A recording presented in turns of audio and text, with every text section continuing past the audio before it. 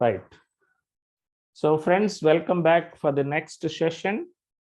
We are continuing with the Tintin Abbey, the last part of it. Now he is speaking directly to his sister. Wordsworth is speaking to Dorothy Wordsworth, who has accompanied him to see the wonderful site of Tintin Abbey and its surroundings. So now he says to her, when these wild ecstasies shall be matured into a sober pleasure, when thy mind shall be a mansion for all lovely forms, thy memory be as a dwelling place for all these sweet sound and harmonies. So he says that you fill your brain with all these wild ecstasies. One day, all these wild ecstasies will mature into a sober pleasure. That means, ఇప్పుడు ఆనందంగా నువ్వు ఉత్సాహంగా ఇక్కడ నీ కళ్ళను నీ శరీరాన్ని నింపుకో. ఈ వయసులో ఉన్నటువంటి ఆనందాలతో నింపుకో. నువ్వు కొంచెం వయసు వచ్చాక all these ecstasies will turn into sober pleasure. Sober pleasure is nothing but tranquility, pleasantness, serene mood.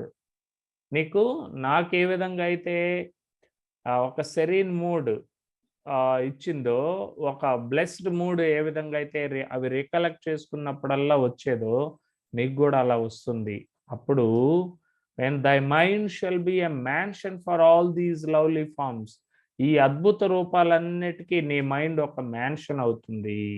That means you imprint all these memories now. They will turn you, like they will get you tranquility whenever you are in trouble, whenever you are frustrated, whenever you are exhausted. And at that particular time, your mind will become a house, a big house for all these lovely forms. This is also a metaphor, friends. So her mind will become a house of all these lovely forms, beautiful forms. ఇక్కడ చూస్తున్నావే, వీటన్నిటికీ నీ ఇల్లు, నీ mind ఒక ఇల్లు కాగలదు, ఒక building కాగలదు. Thy memory be as a living dwelling place for all sweet sounds and harmonies. ఈ శబ్దాలకి, ఈ వండర్ఫుల్ మెమరీస్ అన్నిటికీ నీ మెమరీ ఒక డ్వెల్లింగ్ ప్లేస్ అవ్వగలదు. దట్ మీన్స్ నీ మెమరీలో ఇవన్నీ డ్వెల్ అవుతూ ఉంటాయి. They all be alive, they all will be alive in your memory. నీ మెమరీలో ఇవన్నీ చాలా చిరస్థాయిగా మిగిలిపోతాయి. అటువంటి విధంగా నువ్వు ఆనందించు, అటువంటి విధంగా నువ్వు ఈ సంతోషాలన్నిటినీ నీతో తీసుకెళ్ళు అని చెప్తున్నాడు. సార్ ఒక్క నిమిషం సార్, చెప్పండి. thy mind shall be a mansion and thy memory a dwelling place. మళ్ళీ ఒక్కసారి ఎక్స్ప్లెయిన్ చేయండి సార్. నీ మైండ్ ఈ అద్భుతమైన రూపాలకు ఒక మ్యాన్షన్ కాగలదు. మ్యాన్షన్ అంటే ఈ జ్ఞాపకాలకు నీ మైండ్ ఒక నిలయం కాగలదు. అండ్ నీ మెమరీ కూడా నిలయం, డ్వెల్లింగ్ ప్లేస్ అన్న హౌస్ అన్న ఒకటే. నీ మెమరీలో ఇవన్నీ ఉంటాయి. All these beautiful forms will be alive in your memory, in your mind. Mind ఎక్కడ ఉంటది, మెమరీ ఎక్కడ ఉంటది, మైండ్ లోనే. అదే నా డౌట్ సార్, మైండ్ మెమరీ రెండు ఒకటే కదా ఇక్కడ. Is reemphasizing. Okay okay, just a minute అన్నా. సరే నేను అన్నా క్లాస్లో ఉన్నా అన్న. Do you want to join? కాదు, I will share you.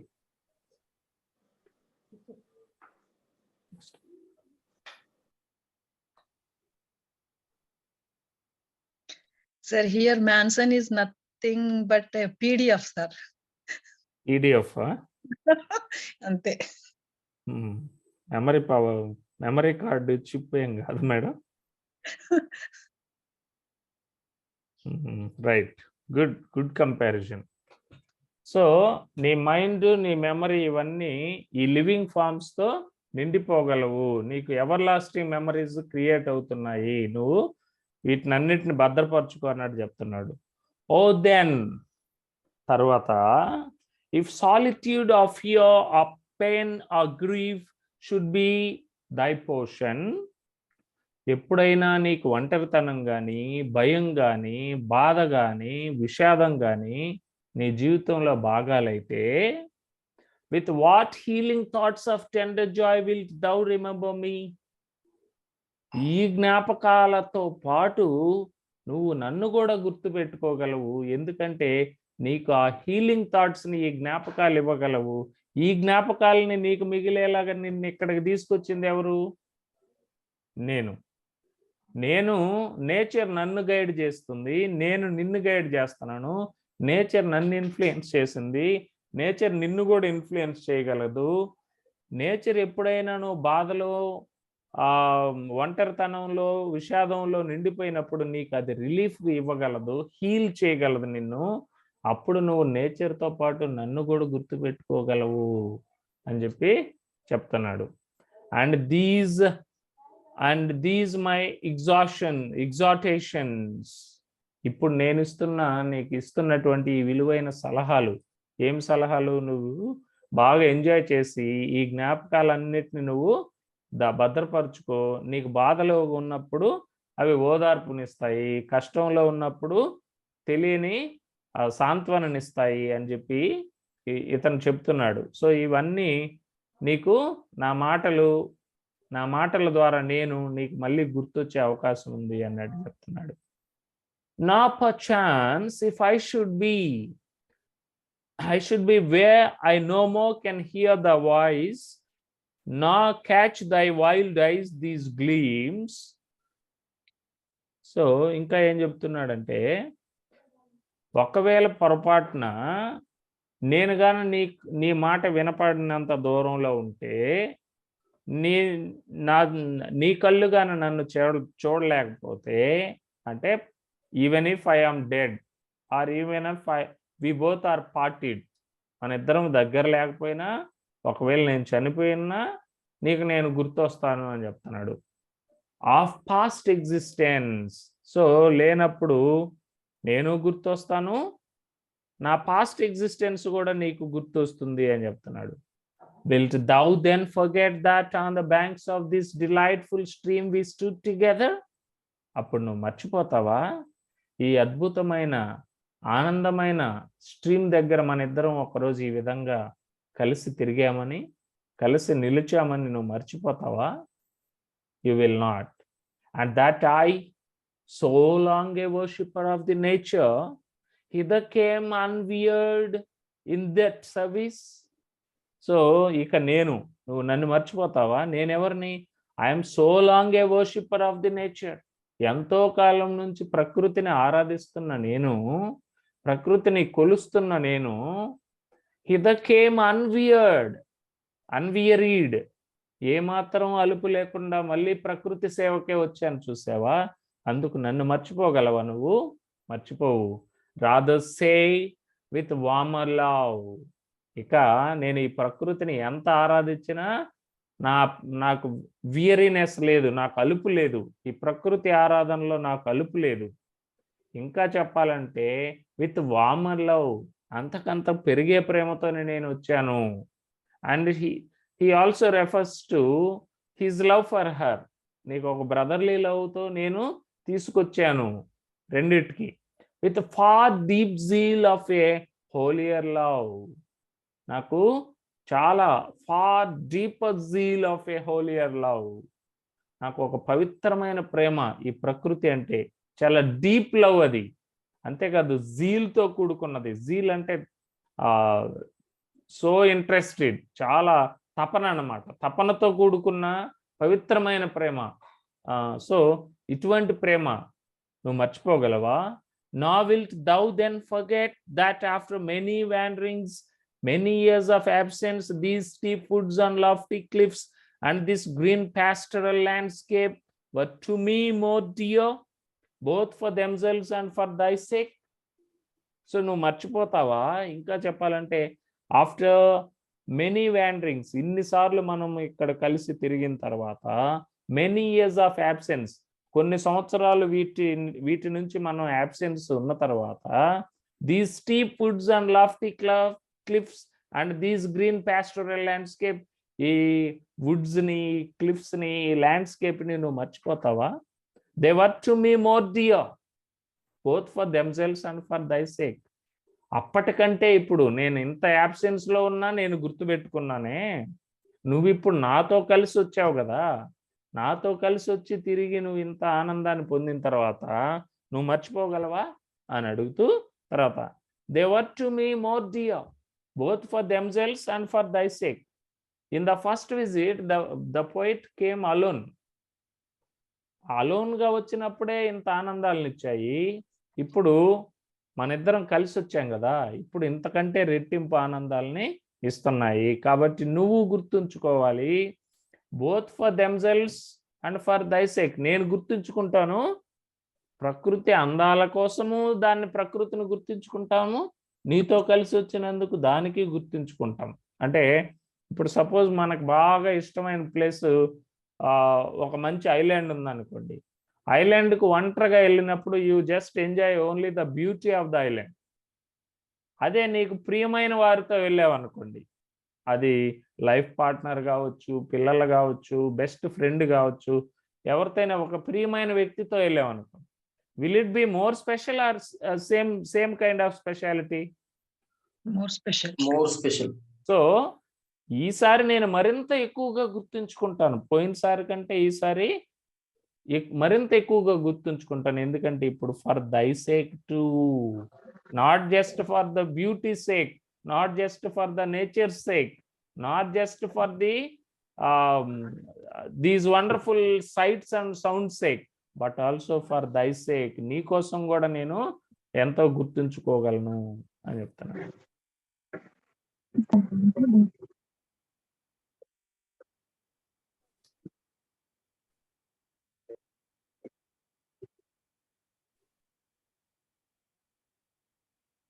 Just a minute, friends.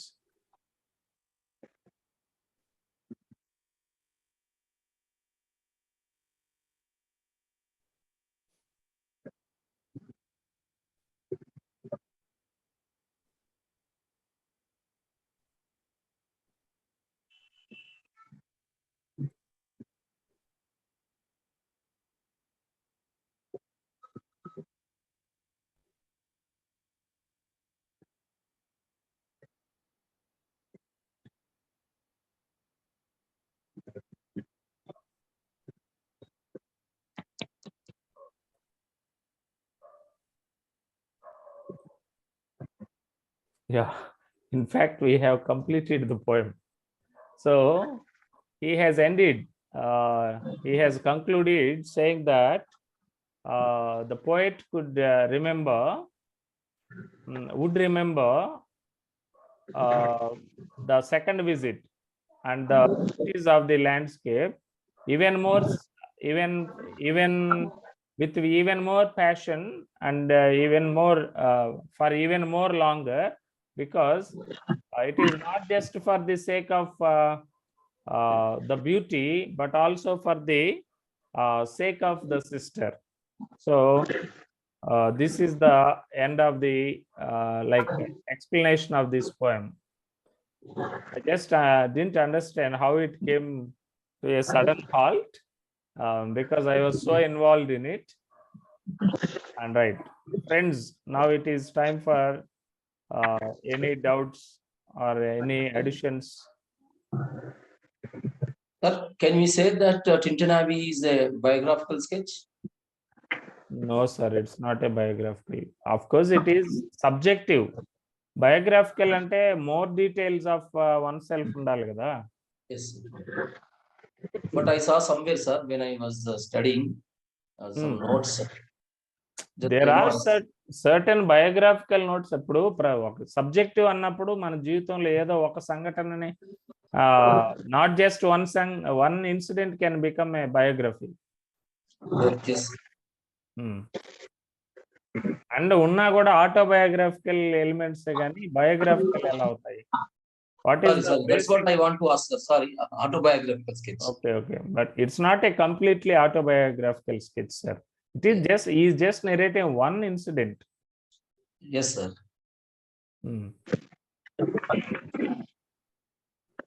Sir, in the last Well- line, Yeah. more dear both for themselves and for thy sake.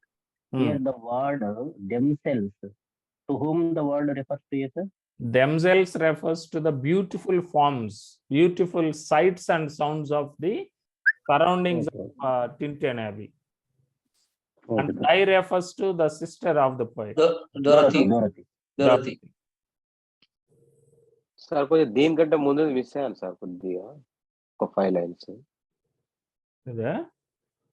Just ఈ line కంటే ముందు ఇది కొద్దిగా miss అయ్యాను ఒక 1 word లో చెప్పండి దాని మీనింగ్ అవి సార్ డిస్ప్లే లైన్స్ దీనికంటే ముందు Come here. Bring that laptop. Keep here. Sir, Gani Hassan garu, అవును సార్ ఎక్కడ మిస్ అయ్యారు సార్? దీనికంటే ముందుది ఇప్పుడు డిస్ప్లేలో కనిపిస్తున్నాయి కదా ఎగ్జార్షన్స్ దానికంటే పైది దీనికంటే పైదే? అవును sir where this wild ecstasy shall be matured into just 1 minute only, sir. Yeah, I am coming. Give So the all gist of these- this. Yeah. Through all these years of this our life to lead from joy to joy for she can so inform the mind that is within us, so impressed with quietness and beauty. So తన దగ్గర This I heard, sir. ఇంతే sir. Actually, he's asking, sir, from same slide. Okay, sir. From the same slide. I heard, sir, this. Okay. Yeah ఇంతే sir ఉంది. అంటే ఇందాక మనకి distraction వచ్చింది కాబట్టి మనం we ended the class abruptly. The second sir, just I joined lately for 3 or 4 minutes. That's why I asked. But class also began late because of the power cut, and I had to change the link. Okay, sir. Yeah. Thank you, sir. Any doubts or any additions? Sir, one more. Aching joys, digi raptures, sad music, all this comes under which figure of speech, sir? Aching joys వచ్చి oxymoron. Oxymoron. Okay, sir. ఏంటి oxymoron అంటే two opposite words పక్క పక్కన వస్తాయి. Yes. మనం అనుకున్న విధంగా కాకుండా ఇప్పుడు ఆ తీపి బాధలు ఇట్లాంటి మీనింగ్ తో వస్తాయి అన్నమాట. అంటే యాక్చువల్ గా అది ట్రూ మీనింగ్, లిటరల్ మీనింగ్ ని తెలియజేయదు ఒక పదం. ఆ రెండిట్లో ఒక పదము లిటరల్ మీనింగ్ తెలియజేయదు. This was the digi raptures and sad music. Sad music general గా సాడ్ మ్యూజిక్ అంటే సాడ్ గా ఉండొచ్చు, హ్యాపీగా ఉండొచ్చు. It cannot be considered oxymoron actually. Digi raptures. Dizzy raptures you can. Raptures means, what is the meaning of raptures? Pleasures. Happiness. And how are the pleasures? They are dizzy. Dizzy actually is not a negative term. Dizzy అనేది అంత negative term ఏం కాదు, but unclear, స్పష్టంగా లేని. Thank you, sir. Thank you. Sir, మీరు soul కి spirit కి difference చెప్పినప్పుడు నాకు కొంచెం డిస్ట్రాక్షన్ వచ్చింది, అది వినలేకపోయినా, అది చెప్తారా కొంచెం? Yes.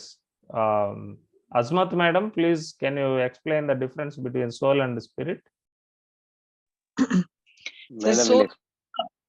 Soul is the physical entity of a person, and the spirit is its a driving force to take anywhere to meet God itself for salvation, like that.